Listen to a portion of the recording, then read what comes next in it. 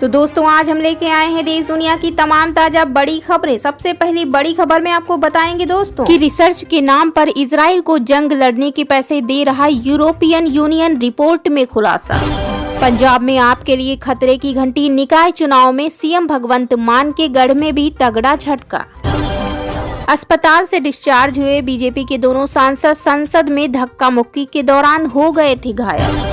असद की मुश्किलें बढ़ी, पहले देश छूटा, अब पत्नी अस्मा ने भी छोड़ा साथ, रूस की अदालत में दी अर्जी।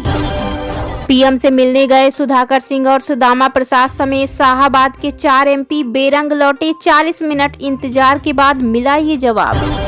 पीएम मोदी कुवैत के सर्वोच्च सम्मान the Order of Mubarak Al Kabir से हुए सम्मानित, मिला 20वां अंतर्राष्ट्रीय सम्मान। पीलीभीत में 3 आतंकियों का एनकाउंटर, पंजाब की पुलिस चौकी पर फेंके थे ग्रेनेड बम। हरियाणा महाराष्ट्र के बाद इस राज्य से आई कांग्रेस के लिए बुरी खबर, भाजपा के साथ भी हो गया खेला। अयोध्या काशी की तर्ज पर यूपी के इन 5 जिलों का किया जाएगा पर्यटन विकास, योगी सरकार ने जारी की धनराशि। भारत की ताकत ने अमेरिका को किया मजबूर, बदलना पड़ा ये कानून, पाक चीन के लिए बड़ा झटका। रॉबिन उथप्पा ने धोखाधड़ी मामले में तोड़ी चुप्पी, अरेस्ट वारंट जारी होने पर दी सफाई। तो दोस्तों सभी खबरों को आपको एक एक कर बताने वाले हैं, इससे पहले वीडियो को लाइक और चैनल को सब्सक्राइब। तो इसी बीच बढ़ते हैं दोस्तों अपनी पहली खबर की ओर। रिसर्च के नाम पर इजराइल को जंग लड़ने के पैसे दे रहा यूरोपियन यूनियन, रिपोर्ट में खुलासा। दोस्तों 7 अक्टूबर को दक्षिणी इजराइल में हमास के हमले के बाद इजराइल ने गाजा में जंग की शुरुआत की थी। यूरोपीय यूनियन ने उसी वक्त अपनी स्थिति साफ कर दी थी। ईयू की अध्यक्ष उर्सुला वॉन डेर लेयन ने सोशल मीडिया पोस्ट में लिखा कि इजराइल को आत्मरक्षा का अधिकार है। आज और आने वाले दिनों में ईयू हेडक्वार्टर में इजरायली फ्लैग की तस्वीर के साथ उर्सुला ने लिखा था कि यूरोपीय संघ इजराइल के साथ खड़ा है। इसके कुछ दिनों बाद से ही इजराइल पर गाजा में नरसंहार के आरोप लगने लगे। आरोप ही नहीं, इंटरनेशनल कोर्ट ऑफ जस्टिस में तो नेतन्याहू, यो गैलेंट और हमास लीडर्स के खिलाफ केस भी चलाया जा रहा है। फिर भी यूरोपीय संघ अपनी रिसर्च योजनाओं के जरिए इजराइल की फंडिंग करता रहा है। इसी बीच बढ़ते हैं दोस्तों अपनी अगली खबर की ओर। पीलीभीत में 3 आतंकियों का एनकाउंटर, पंजाब की पुलिस चौकी पर फेंके थे ग्रेनेड। दोस्तों पंजाब के गुरदासपुर जिले में पुलिस चौकी पर ग्रेनेड से हमला करने वाले 3 आतंकियों की यूपी पुलिस में पीलीभीत जिले में मुठभेड़ हुई। मुठभेड़ में घायल होने के बाद 3 आतंकियों को गिरफ्तार कर लिया गया, लेकिन इलाज के दौरान उनकी मौत हो गई। इनके पास से 2 AK-47 और 2 पिस्तौल बरामद हुई है। मुठभेड़ की घटना पूरनपुर थाना क्षेत्र में नहर के पास। तो इसी बीच बढ़ते हैं दोस्तों अपनी अगली खबर की ओर। पंजाब में आपके लिए खतरे की घंटी, निकाय चुनाव में सीएम भगवंत मान के गढ़ में भी तगड़ा झटका। दोस्तों पंजाब के निकाय चुनाव में सबसे बड़ी पार्टी बनने के बाद भले ही आम आदमी पार्टी अपनी पीठ थपथपाने में लगी हो, लेकिन इसे पार्टी के लिए खतरे की घंटी माना जा रहा है। निकाय चुनाव ने 5 नगर पालिकाओं में से आपको केवल 1 पटियाला में ही पूर्ण बहुमत मिल पाया है। वह अब बात अलग है कि लुधियाना और जलंधर में भी आप सबसे बड़ी पार्टी बनकर उभरी है। गौर करने वाली बात यह है कि मुख्यमंत्री भगवंत मान के क्षेत्र संगरूर में ही पार्टी को तगड़ा झटका लगा है। पार्टी भले ही खुलकर चिंता जाहिर ना करे, लेकिन जानकारों की नजर में यह बता दे दोस्तों, संगरूर में काउंसिल के चुनाव में आम आदमी पार्टी 29 में से केवल 7 पर ही जीत दर्ज कर पाई। वहीं कांग्रेस ने 9 और बीजेपी ने 3 पर जीत दर्ज की है। वहीं लुधियाना में 2 मौजूदा विधायकों की पत्नी भी चुनाव हार गई। इसी बीच बढ़ते हैं दोस्तों अपनी अगली खबर की ओर। अयोध्या काशी की तर्ज पर यूपी के इन 5 जिलों का किया जाएगा पर्यटन विकास। दोस्तों बता दें कि पर्यटन विभाग ने 5 जिलों लखीमपुर खीरी, हरदोई, अमेठी, उन्नाव व फर्रुखाबाद के 5 मंदिरों का पर्यटन विकास कराने की तैयारी शुरू कर दी है। इसके लिए धनराशि भी शासन ने स्वीकृत कर दी है। बता दें कि उत्तर प्रदेश राज्य पर्यटन विकास निगम को इन कार्यों के लिए कार्यदायी संस्था बनाया गया है। प्रदेश में लगातार बढ़ रहे धार्मिक पर्यटन के मद्देनजर विभाग की कोशिश है कि इसी वित्तीय वर्ष में हर जिले से कम एक धार्मिक स्थल को पर्यटन विकास की योजना में शामिल कर लिया जाए। इसी बीच बढ़ते हैं अपनी अगली खबर की ओर। भारत की ताकत ने अमेरिका को किया मजबूर, बदलना पड़ा ये कानून, पाक चीन के लिए बड़ा झटका। दोस्तों पूरी दुनिया में आज भारत की ताकत और इसकी क्षमता का डंका बज रहा है। वहीं बता दें कि दुनिया का सबसे बड़ा सुपर पावर कहा जाने वाला संयुक्त राज्य अमेरिका भी भारत से दोस्ती निभाने के लिए अपने कानून में बदलाव कर रहा है। मिसाइल टेक्नोलॉजी और अंतरिक्ष क्षेत्र में भारत की ताकत और क्षमता ने अमेरिका को मजबूर कर दिया है कि वह अपने पुराने कानून को भारत के पक्ष में ढाल दे। दरअसल अमेरिकी प्रशासन ने हाल ही में एक फैसला लिया है। व्हाइट हाउस की principal deputy national security adviser John Finer ने ये घोषणा की है कि अमेरिका अपनी मिसाइल टेक्नोलॉजी कंट्रोल रेजिम के तहत निर्यात नियंत्रण नीतियों में बदलाव कर रहा है।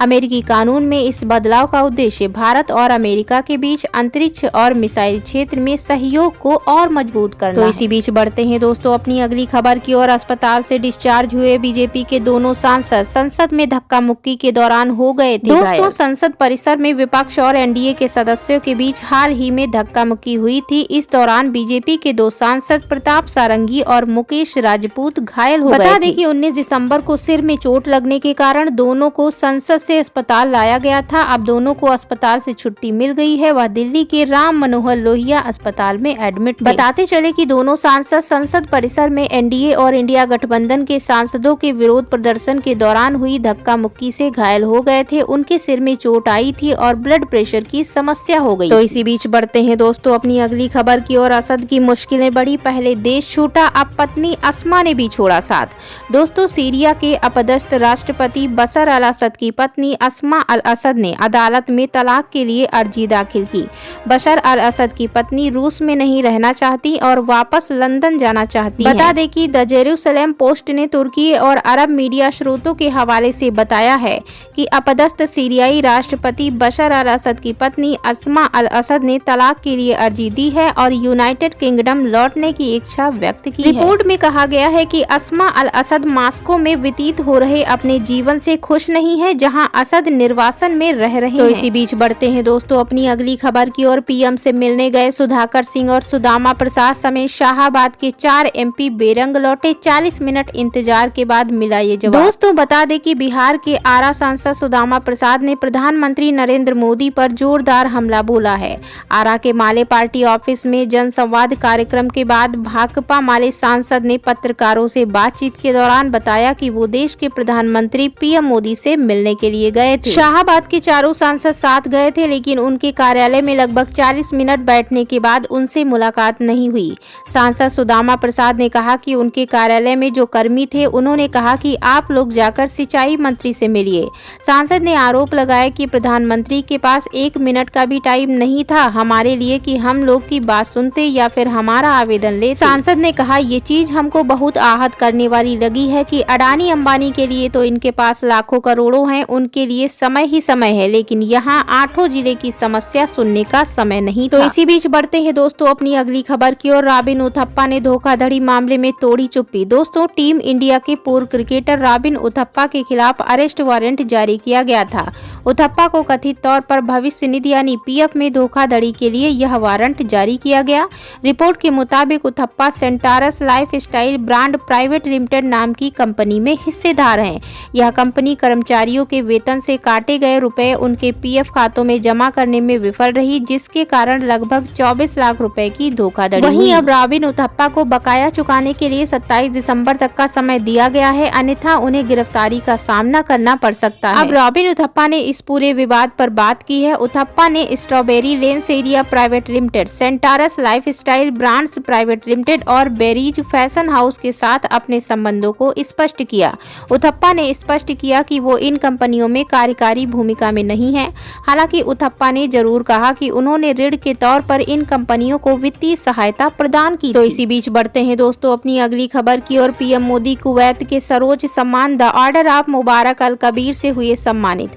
दोस्तों पीएम मोदी को रविवार को कुवैत के सर्वोच्च सम्मान the Order of Mubarak Al Kabir से सम्मानित किया गया।